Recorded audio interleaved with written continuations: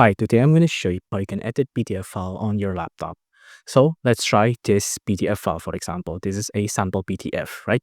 Now, if you want to do basic editing for it, just like drawing or adding new text to it, when you first double click a PDF on any laptop or any Windows device, it'll automatically open the PDF on Microsoft Edge. And on Microsoft Edge, you can already edit the PDF like this. You can draw, for example, I can draw like this.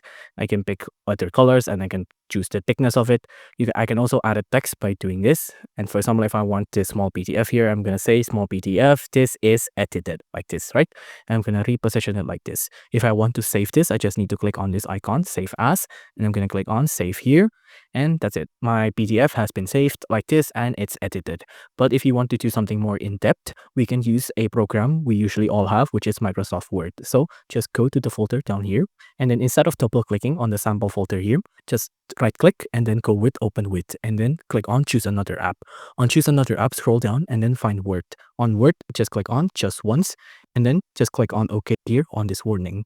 Now on here, you can see we can start editing the PDF file. So we can change the text and we can add new text to it as well. So for example, I want this sample PDF to say sample, this is edited like that, right?